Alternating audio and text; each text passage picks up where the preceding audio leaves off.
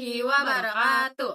Saya Siti Nurul Aisyah. Saya Nisa Melia. Kami dari kelas 12-3 ingin menyampaikan materi mengenai perkembangan Islam di dunia Sampahnya di Malaysia. dan tokohnya Muhammad Abduh. Pakainya yang ini. Pertama-tama, ada Islam sebagai agama global. Islam menyebar ke berbagai wilayah dunia melalui perdagangan, dakwah, dan jaringan ilmu pengetahuan. Ajarannya mudah diterima karena membawa nilai yang selaras dengan masyarakat. Kejujuran dan persaudaraan itulah yang membuat Islam berkembang secara damai dan mampu beradaptasi dengan beragam budaya, termasuk di Malaysia. Kenapa Malaysia? Karena Malaysia merupakan negara yang memiliki sejarah Islam yang jelas, penyebaran yang damai, serta perkembangan modern yang sangat terlihat dalam pendidikan, pemerintahan, dan kehidupan masyarakatnya. Masuknya Islam ke negara Malaysia diperkirakan sekitar abad ke-13 melalui para pedagang Arab, India, dan Gujarat. Penyebaran berlangsung secara damai dimulai dari pelabuhan-pelabuhan besar ketika para penguasa Melayu memeluk Islam, lalu masyarakat mengikutinya.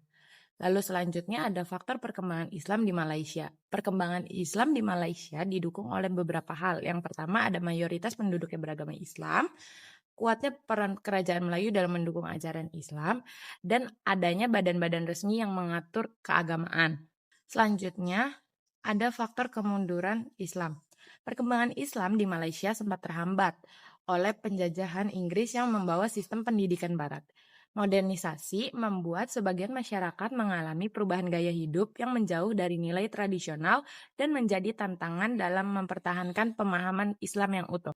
Yang terakhir ada perkembangan Islam di masa kini. Saat ini Malaysia menyeimbangkan nilai agama dengan perkembangan modern.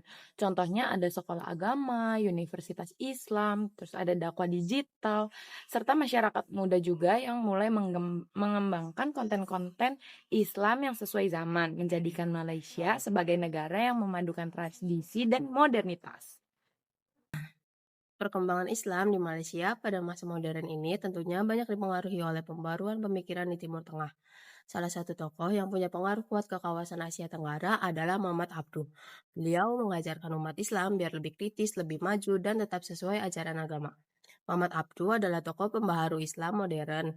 Dikenal dengan usahanya mendorong umat Islam memahami agama dengan akal sehat dan menjadikan pendidikan sebagai fondasi kekuatan umat. Berikut ini adalah biodata dari Muhammad Abduh. Nama lengkapnya Muhammad Abduh Ibnu Hasan Khairullah, lahir 1849 di desa Mahalat Nasr, Delta Nil, Mesir. Meninggal pada tanggal 11 Juli 1905 di Alexandria, Mesir. Pendidikan, belajar awal agama dan Al-Quran itu sejak kecil. Masuk Al-Azhar University, Kairo, lulus tahun 1877 dengan gelar alim. Beliau bukan cuma ustadz biasa, tapi ulama, cendekiawan, mufti Mesir, jabatannya elit banget. Pemikiran utama dari Muhammad Abduh yang pertama ada reformasi pendidikan. Islam itu bukan cuma hafalan tapi dipahami sampai akarnya. Sains dan agama bukan musuh, justru harus jalan bareng. Abduh itu tipe yang kalau lihat anak sekolah cuma hafal tapi nggak ngerti, langsung gregetan. Dia pengen kita itu kalau belajar Al-Quran juga ngerti kenapa ayat itu diturunin sama kaitannya sama kehidupan. Yang kedua, anti taklid buta.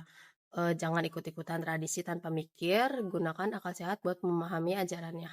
Bagi Muhammad Abduh, logika itu bukan dosa, justru itu anugerah Tuhan. Jadi umat Islam itu harus kritis, jangan yang penting ikut arus aja. Yang ketiga, Islam itu adalah ajaran yang modern dan fleksibel. Agama itu harus relevan dengan zaman, bukan kaku dan takut perubahan. Terus ada kelebihan Muhammad Abduh. Nah, ini alasan kenapa beliau dibilang pahlawan pemikiran modern. Yang pertama itu ngasih ruang buat muslim aktif berpikir. Yang kedua, ngajak muslim buat membangun peradaban, gak cuma nostalgia masa lalu. Yang ketiga, lawan budaya jumud atau pemikiran tertutup. Kebayang gak sih di masanya ngomong ayo pikir pakai logika aja udah kayak ngajak perang. Tapi dia tetap digas karena dia tahu kalau nggak berani berubah, umat bakal terus ketinggalan. Dan kenyataannya pemikirannya itu sukses ngebuka jalan ke modernisasi dunia Islam. Motivasi untuk kita sebagai pelajar. Sekarang yang paling penting, apa hubungannya sama kita? Pesan Muhammad Abduh buat pelajar yaitu pertama berpikir kritis, tanya kenapa. Yang kedua, kalau ada hal salah dalam kebiasaan berani memperbaiki. Yang ketiga, belajar bukan cuma buat nilai tapi buat manfaat nyata. Yang keempat, gabungkan agama dan teknologi. Yang kelima, belajar harus punya kontribusi bukan cuma numpang lewat. Aku tuh jadi kepikiran kalau kita belajar tiap hari capek-capek, tapi kalau ilmunya cuma ngendap di buku, buat apa? Muhammad Abduh ngajarin ilmunya harus membantu orang lain, ngebangun masyarakat. Jadi generasi kita ini harus jadi generasi yang bawa perubahan positif kayak beliau. Jadi kesimpulan dari materi ini, Muhammad Abduh nunjukin ke kita bahwa Islam itu nggak berhenti di masa lalu, tapi harus terus maju bareng ilmu, logika, dan teknologi. Kita sebagai pelajar jangan cuma ngikut tradisi tanpa mikir, tapi berani bertanya dan belajar dengan makna. Jadi semoga setelah ini kita bukan cuma tahu siapa Muhammad Abduh, tapi juga termotivasi buat nerusin semangat dalam hidup kita sekarang. Sekian dari kami. Maaf bila ada salah kata. Udah.